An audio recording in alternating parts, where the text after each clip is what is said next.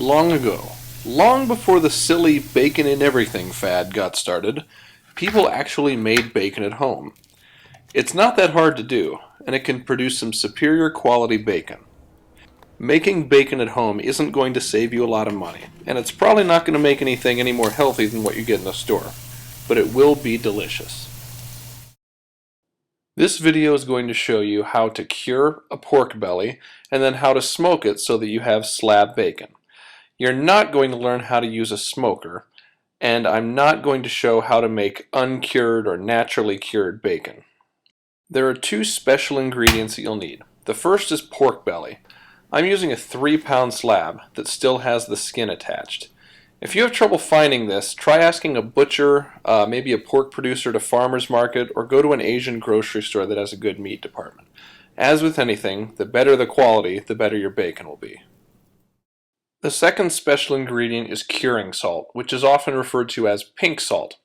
It's sold under a few different names. I was able to find pouches of it at the Bass Pro Shop, but it can be ordered online. Check the links in the notes. No matter which brand you have, it's going to be the same makeup. 93.75% salt and 6.25% sodium nitrite.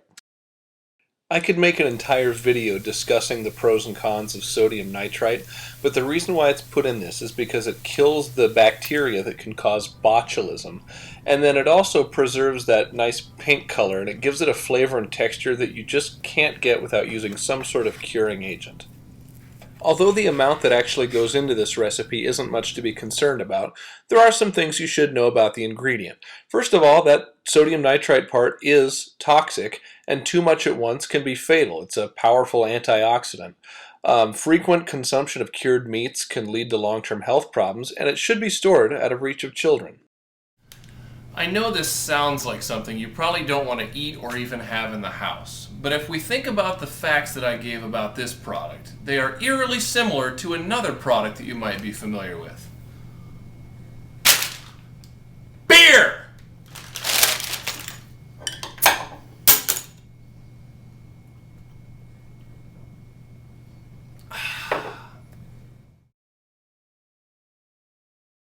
If you're not convinced, that's fine, but please don't try this recipe without the pink salt. You'd have to cold smoke it, and I have no advice on how to do that. Stick to something you could get in a store. This uncured bacon from Trader Joe's is excellent. The recipe I'm going to show is inspired by the one in this book, which is a great resource if you're interested in learning how to make sausages or a variety of other old world meat preservation techniques. To cure this 3-pound slab of pork belly, I'm using 40 grams of kosher salt. I use Diamond Crystal kosher salt, so 40 grams is about 5 tablespoons. If you use Morton's kosher salt, you'll want to make it 3 tablespoons. Next is 1.5 teaspoons of pink salt, and then 40 grams of maple sugar. If you can't find maple sugar, brown sugar is fine. 40 grams would be about 3 tablespoons. Beyond the salts and the sugar are where you add some extra flavor to the bacon. For this recipe I'm using 5 cloves of garlic and 4 whole jalapenos. It takes quite a bit to give any extra flavor to the bacon. The recipe in the book calls for, I think, a 1/4 cup of maple syrup, which is pretty good for breakfast bacon. You could also use black pepper, any herbs that you like. Basically, it's up to you. The pork belly goes in a gallon-sized zipper bag, then the cure mixture will be added to that, and it's good to really rub the mixture into both sides of the pork belly. Then the air needs to be squeezed out of the bag, and this will go into the refrigerator skin side down. The bag will need to get flipped every other day, and I'm starting on a Saturday, so it'll need to be flipped on...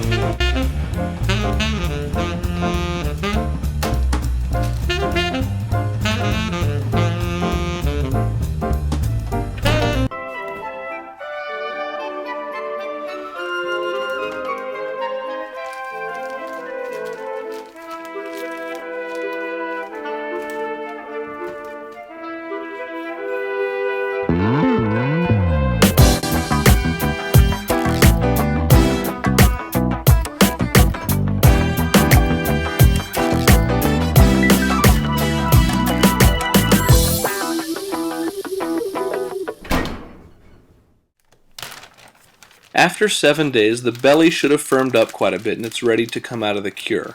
The seasoning should be rinsed off the surface, and this also takes care of a lot of the saltiness. It needs to be patted dry and then put on a rack above a pan. That's going to go into the refrigerator for 12 to 24 hours. This gives the meat enough time to develop a pellicle, which is when the surface gets a little dried out and kind of tacky. That helps the smoke flavor to stick to the meat. And when it comes to smoke, you'll want to go for something relatively mild. Fruit woods are best. Things like hickory are way too strong for bacon. The reason why you see so many applewood smoked bacons is because applewood is perfect for smoking bacon. I like to use the chips. Like I said before, I'm not going to teach you how to use a smoker, but it needs to be at 200 degrees Fahrenheit. The pork belly will go in there, skin side down, until it reaches an internal temperature of 150 degrees. Should take about 2.5 hours. This is my homemade smoker. It's a little goofy, but it gets the job done. If you don't have a smoker, but you do have a grill, I'd encourage you to look up ways to use it as a smoker. At the very least, you could put the pork belly in there and hit it with a lot of smoke for like 30 minutes or so at a low temperature. Then you can finish the pork belly in a 200-degree oven until it hits 150 degrees. Once the slab has hit the magic temperature, it needs to cool off on the counter for a couple of hours. But after 10 minutes, while it's still warm, you should remove the skin. It should come off pretty easily in one piece. And don't throw this away. It would be really good if it's put into a pot of soup for flavoring. If it weren't so salty, I'd give it to the dog. After it's cooled completely, you can peel some other things off. Here's some silver skin, and then I also like to trim off the reddish-brown bits there. You can leave it on, but it makes the slices a little more rustic than what I want. Also like to trim the ends off just so it'll be nice and neat on the edges when I start slicing. Before it gets sliced, it should be thoroughly refrigerated or maybe even put into the freezer for a little while to really firm it up. That's going to make the slicing a lot easier. And I don't have a very good slicing knife. I'm just going to use the chef's knife here to do the best that I can. If you own a meat slicer, this is the perfect time to bust it out. It's kind of hard to make really even, thin slices if you're doing it by hand, but actually it's kind of nice to have it a little bit thick. And since this is slab bacon, there's some things you can do with this that you can't do with grocery store bacon.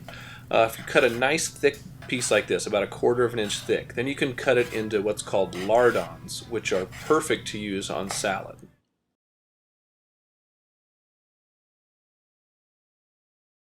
Personally, I think the best way to prepare strips of bacon is in the oven, but it's not quite as satisfying as doing it in a frying pan. With this homemade bacon, I like to do it at a really low temperature because I've found that it's a little bit more prone to burning if it's cooked at too high of a temp.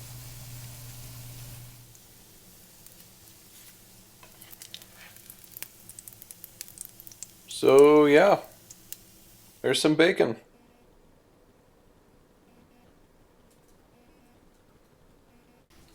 Obviously, I'm going to end this video by making you watch me eat my bacon.